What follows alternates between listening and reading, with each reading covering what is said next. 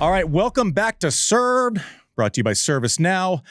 As promised, the phenomenon, the pride of the Philippines, up to a career-high ranking this week of 29 in the world, back where it all started a year ago, or at least where we got to know her in professional tennis. Alex Eala, welcome to Served. Hello, everyone. Thanks for having me. It's so great to have you. Now, I want to start with, obviously, there's this epic rise, and I want to get to your world and how kind of you see it from you looking out at the fans that we're seeing that are coming to watch you. It's just all so fascinating. And congratulations on the last year. It's been so much fun to watch.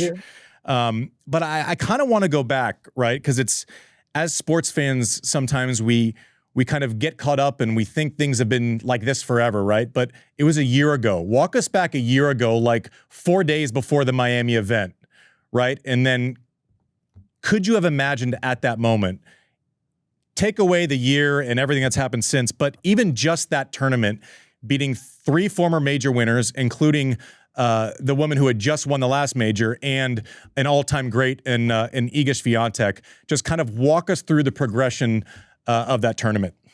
I have to say that week was probably the craziest week of my life. I came into the tournament around ranked 140. I was a wild card, and I was obviously super looking forward to Miami Open. Just because it's when you're playing in the ITF circuit, having a wild card into a 1000 is a highlight event. So it kind of highlights your year. So every year I was lucky enough and fortunate enough to have gotten the Miami wildcard. So it would be like a highlight for every single one of my years. So that was no different. I came into it super excited, of course, wanting to do well. And I hadn't really had a lot of success in my previous Miami runs. So yeah, safe to say it was a big surprise for me. And walk us through kind of that progression, because listen, you're 140, which means you're not getting direct entry, but every person 140 in the world knows how to play this game. Just for our listeners, you are a professional player. You're not overawed by just being in a tournament. But then you run up against people who have won slams, and then you start beating them. Did you feel, kind of the confidence building? And then kind of when you've done it once, did that make it easier after you beat Ostapenko? Does it make it easier when you come up against a Maddie, and then so on and so forth? And then all of a sudden, the legend Iga. No, I don't think that it makes it easier. Every single match is so tough. And now that I've been in the circuit for longer than I was, I'm realizing that even more. It doesn't matter what rank the other player is, right? And I guess my run and the breakouts of so many other young WTA players is a testament to that. Yeah, but for me, it almost got even harder in regard to that Miami run, because of course you got Ostapenko. Like, never mind that the rankings were getting better, but as you go deeper in the tournament, you get a little bit more nervous because the round has a little higher stakes.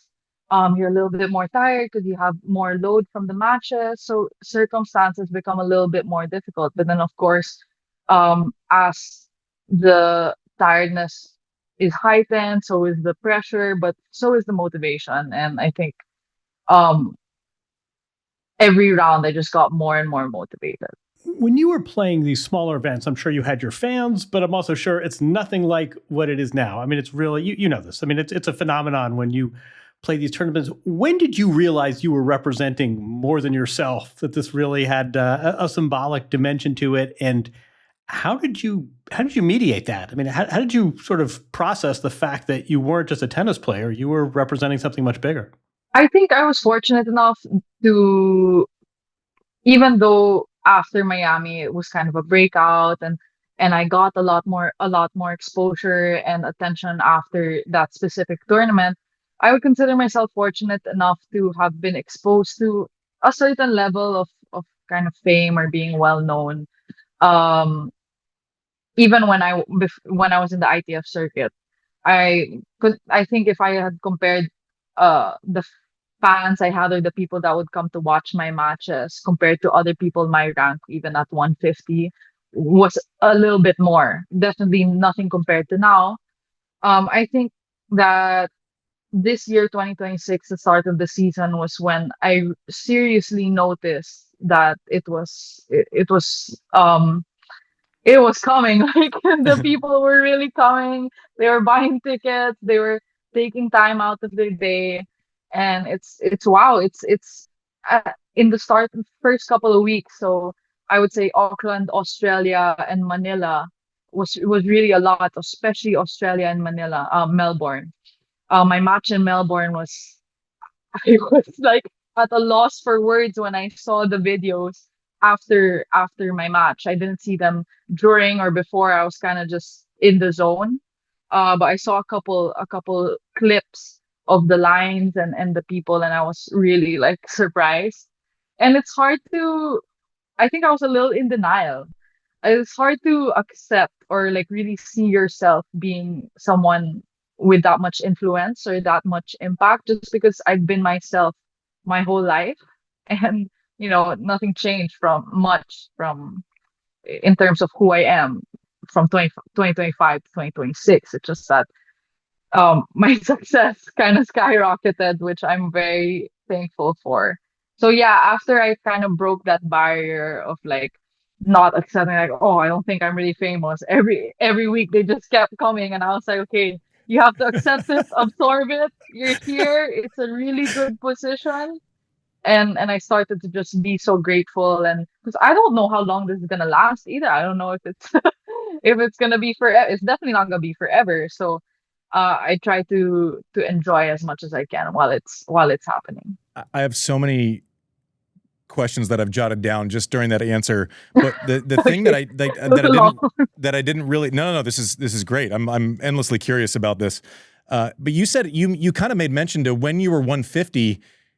It felt like you still had a following, a fan base, people who were curious from your country. Now, as far as lived experience goes, I can say pretty certain that doesn't happen for most people, right? Like that's not normal. Can you talk about the connectivity between you and what you're doing and the way that the Philippines is now relating to tennis? And what is that relationship? What's the attraction both ways? Because it feels like you're super appreciative of it, but then it feels kind of like a give and take relationship as opposed to, you're lucky to come see me. Oh, that's a that's a loaded question. I think I can't really speak for me.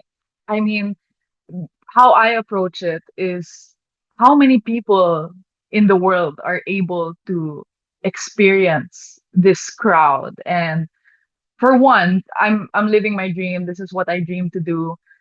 Become a professional tennis player, play against the best, be on the best courts, and they're full. So how many people in their lives, even on tour, are able to really experience that? So for me, I'm always super grateful because they're able to heighten my experience, and it's definitely a give and take. um I do my best what I can.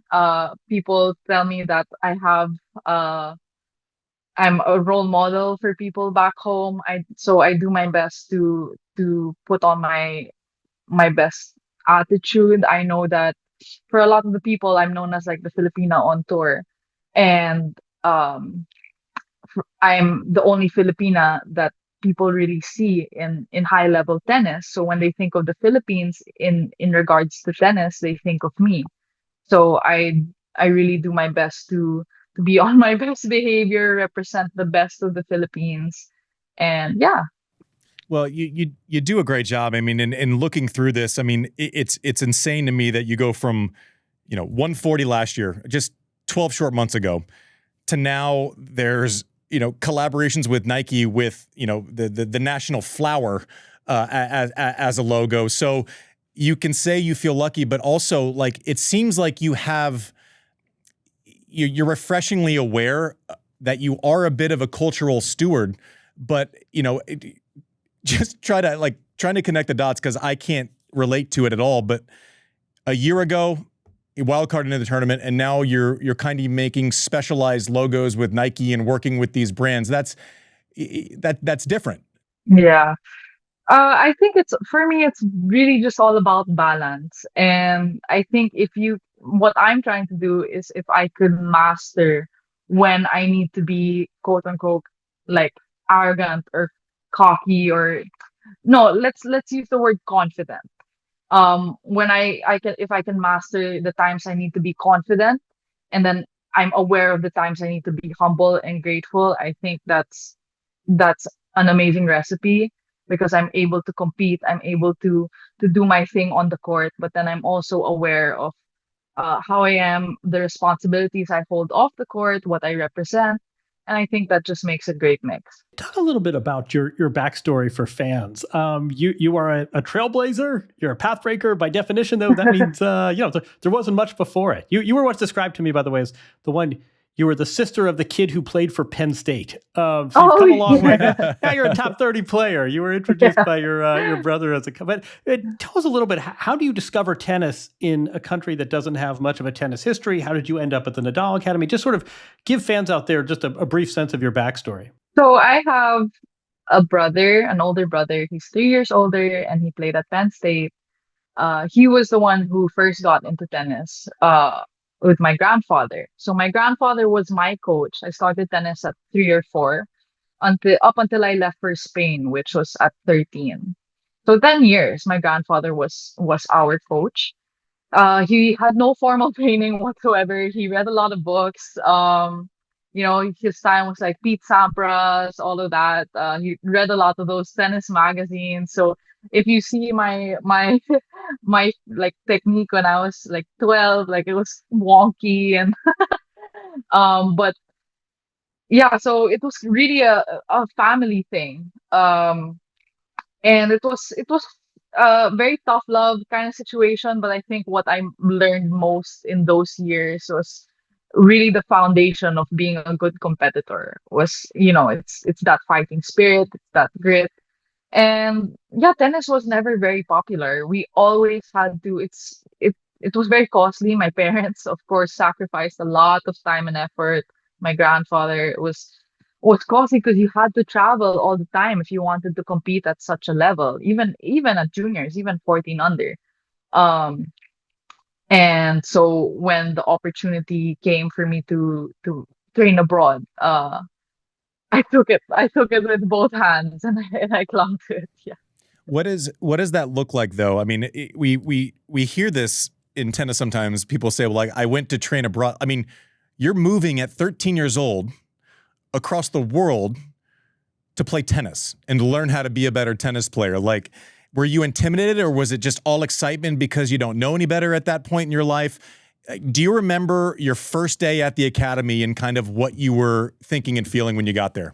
Yes. Well, more than that, I remember the day it was brought up to me. Mm-hmm. So I won Les Petitas, which is the 14 under tournament in France. And so the academy reached out to my parents.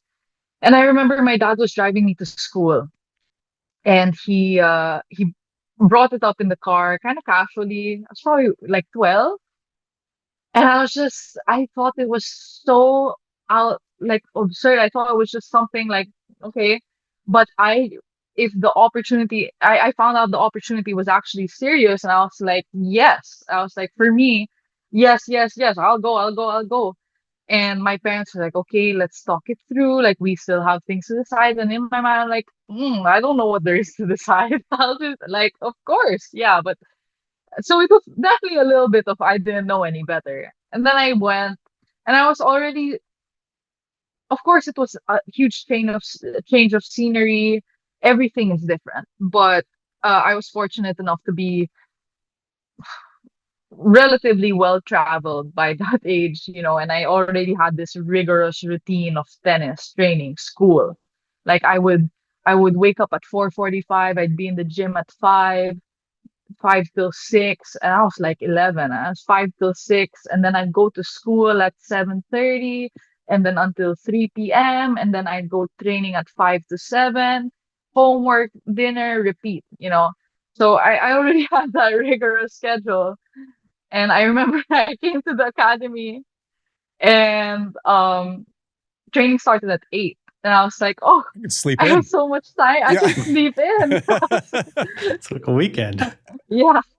But then now I look back at it and I'm like, oh my goodness, I moved out at 13. You know, like that's insane. But it did help. I was with my brother. The academy, of course, is built for those types of situations, where there are young kids, boarding, and my parents were, flew in quite frequently, so it made it easier. Yeah. You go to the Rafa Nadal Academy. Do you remember the first interactions, the first time you practiced next to Rafa? Any takeaways? What was that relationship like? How involved is he with the juniors there?